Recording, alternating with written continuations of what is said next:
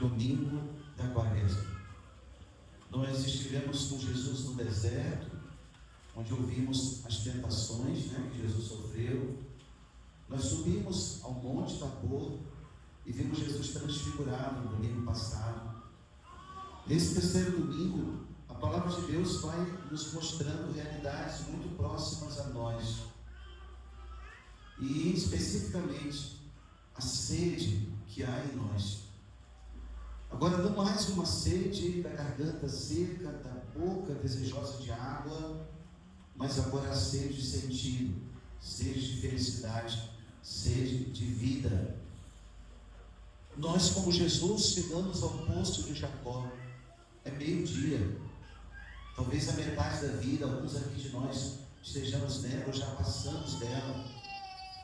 A hora cansada, a fé às vezes enfraquecida, as perguntas que aparecem também para nós hoje, perguntas que apareceram para o povo de Israel lá no deserto, na primeira leitura de hoje, quando eles começam a murmurar contra Deus.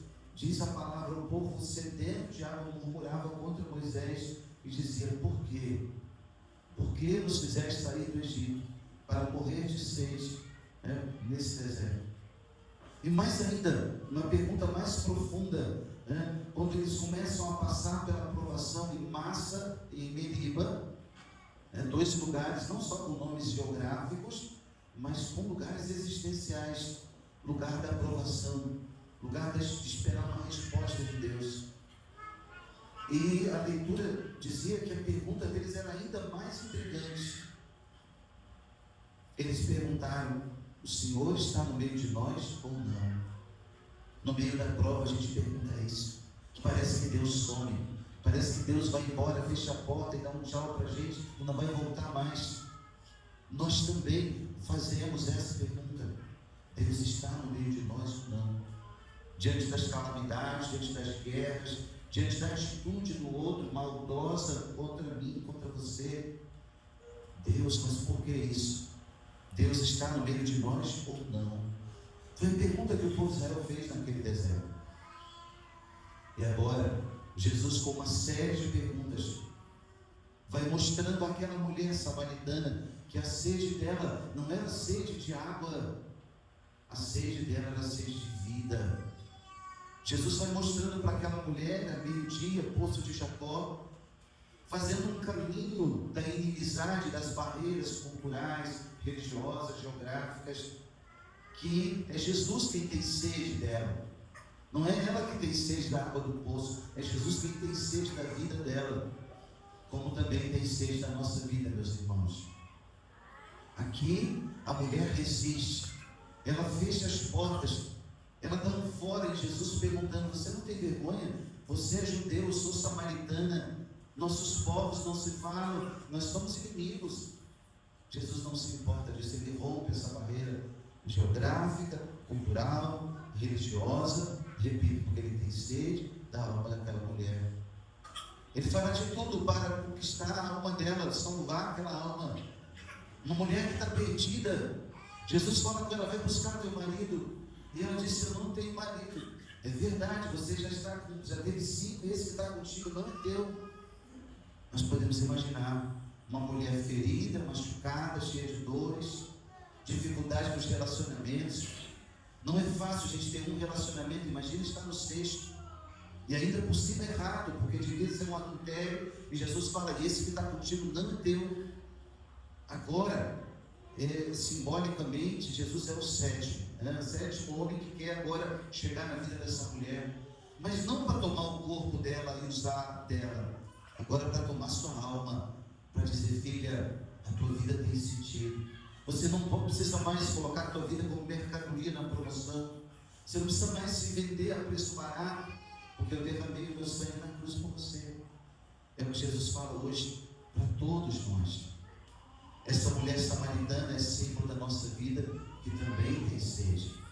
Sede de vida, sede de sentido, sede de felicidade. Às vezes, nessa sede, a gente vai até buscando outras bebidas que não vão saciar a nossa sede. E Jesus fala: mulher, se tu soubesse quem é que te pede beber, Tu mesmo é que pedirias e eu te daria uma água viva. Na linguagem, no hebraísmo, ali escrito água viva quer dizer água corrente. Não é uma água parada, em que ali pode apodrecer e dar bicho. Eu tenho sempre uma água viva.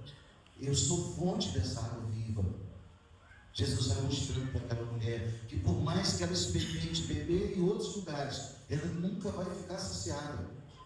Meus irmãos, isso é uma chave de leitura maravilhosa para a nossa vida, porque a gente fica bebendo toda a água que oferecem para nós. A gente acha que a água da felicidade está no sucesso, no dinheiro, no poder, nas honras desse mundo, em toda sorte daquilo que o mundo vai oferecendo, e a gente busca de um lado e para o outro e vai gastando a vida assim. E Jesus fala: se alguém beber da água que eu lhe der, nunca mais terá sede. Hoje, irmão e irmã, nós somos essa mulher samaritana. A igreja é essa mulher samaritana da prostituição, do adultério, da vida difícil, das quedas. Nós somos essa mulher sentados à beira do poço. Nós sentamos aqui agora e nós dizemos: Jesus, eu tenho sede. Trouxemos o nosso cântaro pequeno, pobre, simples, e o Senhor, Ele quer penetrar nossa alma, fazendo jorrar essa água viva também para outras pessoas. Às vezes nós colocamos uma embalagem religiosa para tentar sufocar a sede da nossa alma. Essa mulher também fez isso. Quando ela vai fazendo o caminho com Jesus, ela primeiro o chama de Senhor, depois o chama de mestre, depois o chama de profeta, depois chega no nome principal, que é o Messias. É a única vez no Evangelho que Jesus se revela como Messias. Quando ela fala, virá um dia o Messias, Ele vai revelar toda a verdade, e sou eu que estou falando contigo, sou eu sou eu. A única vez. Tal era a necessidade daquela situação. Essa mulher, na embalagem religiosa, ela se pergunta: mas onde é que tem que adorar? Então, adorar a Deus é lá no monte, né? É em Samaria, ou é em Sião, lá em Jerusalém? E Jesus fala à mulher: ei, virão dias em que os verdadeiros adoradores hão de adorar o Pai em espírito e verdade, e são esses adoradores que o Pai procura. Meus irmãos, se a gente não se tornar adorador em espírito e verdade, o culto que a gente presta aqui, nessas quatro, aqui em volta dessas paredes, não vai valer de nada. Se nosso culto não se transformar em espírito e verdade em qualquer lugar da nossa vida, aqui estamos perdendo o nosso tempo. Os verdadeiros adoradores vão de adorar ao Pai, escuta isso, em espírito e em verdade. E são esses adoradores que o Pai procura. Onde você estiver, no trabalho ou no lazer, no mundo lá fora, em qualquer situação, eu sou um adorador. O trono onde Deus é adorado é a minha alma. Por que, irmãos, Jesus fala isso? Porque, repito, a gente coloca uma embalagem religiosa e faz de conta que a gente é bonitinho, cristão, certinho, né? E diz: a paz de Cristo aqui, mas você eu te odeio, não quero ver tua vida, você eu não suporto, né? A mesma mão que aperta a paz de Cristo é a mão capaz de matar o outro. A mesma língua que professa Deus: o Senhor é o Senhor da minha vida, onde o irmão eu quero que ele morra. Que culto é esse? Onde o coração ainda não é de Deus. Que culto é esse? Onde a gente ocupa um lugar na igreja, mas o altar do coração ainda não pertence a Ele. Foi o que Jesus falou para essa mulher samaritana. Ela estava preocupada com os ritos religiosos. É lá no Monte Gerizim, ou é aqui em Jerusalém? Os verdadeiros adoradores, mulher, são aqueles que adoram o Pai em espírito e verdade. E são esses adoradores que o Pai procura. Meu irmão, eu estou chamando a sua atenção para essa palavra, para na sua oração agora, não esperar daqui a pouco não, dizer para Deus: Senhor, eu estou aqui. Na sua prece, Senhor, dizer: Deus, eu estou aqui. O Senhor está procurando adoradores, toma o trono do meu coração. Eu não vim aqui por formalismo ou um preceito, uma obrigação a cumprir, não. Eu vim aqui porque eu te adoro, Deus. O Senhor é a fonte da água que eu preciso. Às vezes eu fico até mesmo tentando saciar em outros lugares, cabeça dura que eu sou, como o povo de Israel. achando que porque eu estou no deserto, achando porque eu estou atravessando o deserto, que Deus tirou licença. Não, Deus continua aí, no deserto também, nas dificuldades também, nas lutas também, nas quedas também. Deus continua aí, porque Ele não muda.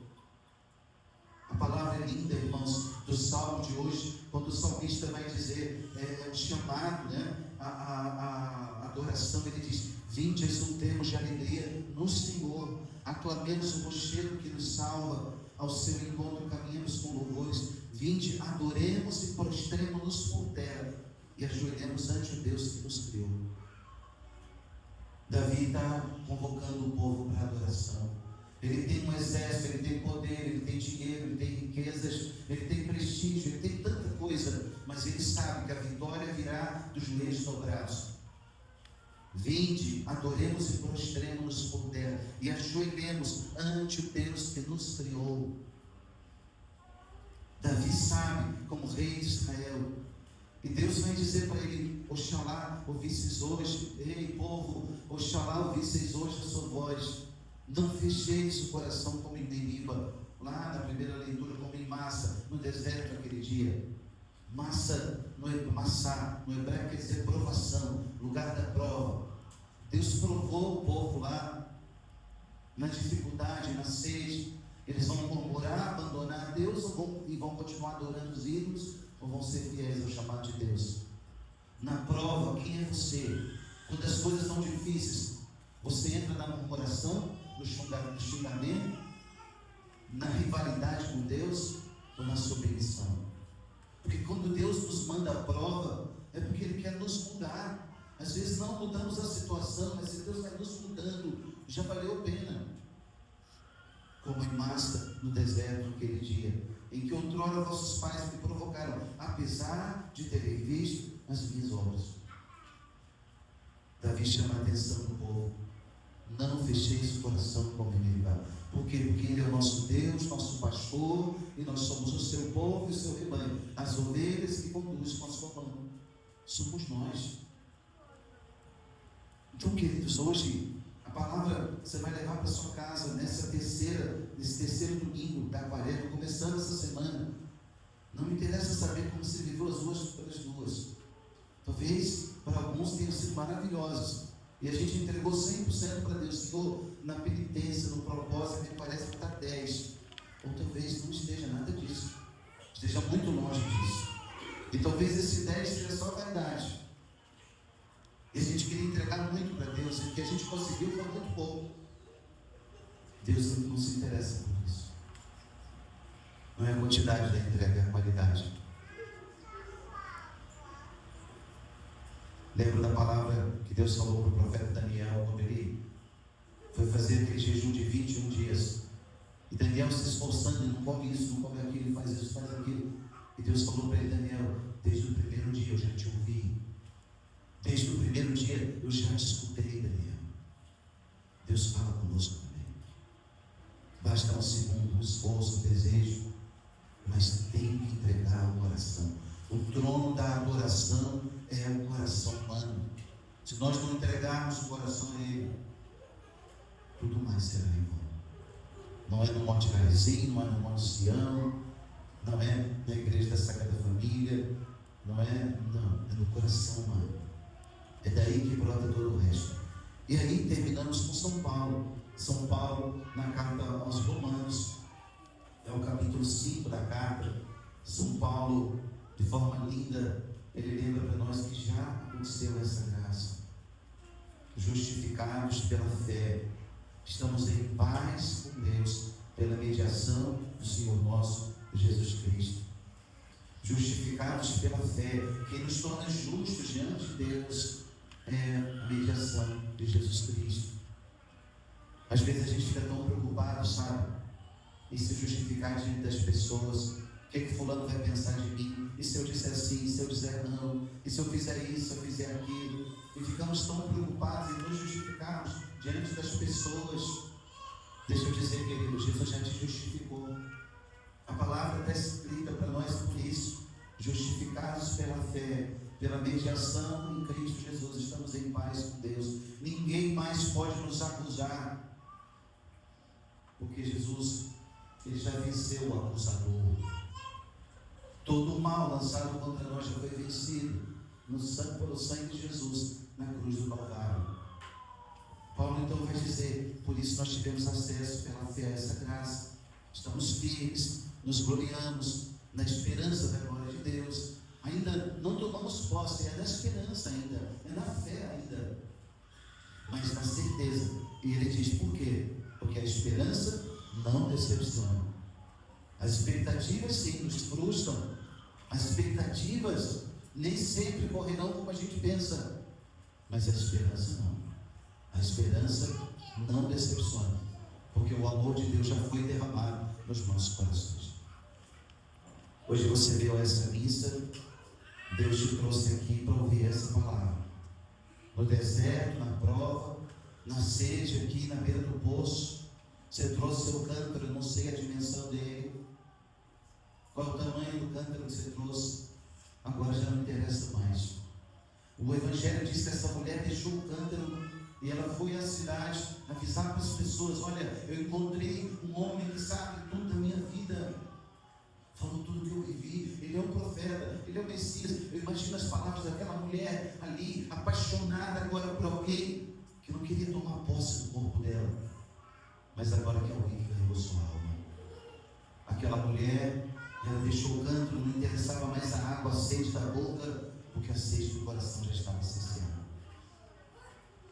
Irmãos, nós temos vivido dias maus, tempos difíceis, de incompreensão, de diálogos truncados.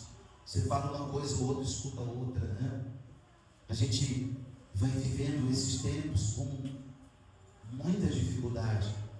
Tantas facilidades chegaram ante nós, mas cada dia dias mais difíceis. E nós saímos aqui hoje lembrando: o trono do meu coração é o lugar da adoração. Esse é o endereço onde Deus vai ser adorado. Onde eu estiver com as minhas atitudes, Deus, é aqui que o Senhor vai ser adorado, em espírito e verdade. É esse compromisso que Deus quer ouvir de nós hoje, dizendo: eis-me aqui, Senhor. O adorador que o Senhor procura, homem, mulher, casado, solteiro, jovem, mais velho, criança, a adoração é aqui. E aí termina o Evangelho dizendo que os samaritanos vieram ao encontro de Jesus por causa da palavra da mulher que testemunhava. Ele me disse tudo o que eu fiz. Como é que está o teu testemunho, querido? Deixa eu dizer, você ainda tem vergonha de Jesus? Você tem vergonha de falar para as pessoas na missa que você foi, que você se alimentou e bebeu dessa palavra? A samaritana, ela foi falar para todo mundo de um judeu que era inimigo do seu povo. Não importava mais agora as barreiras. Agora ela tinha conhecido alguém que superou tudo isso. E que muitos outros creram por causa da sua palavra e disseram à mulher: já não cremos mais por causa das tuas palavras, pois nós mesmos ouvimos e sabemos que este é verdadeiramente o Salvador do mundo.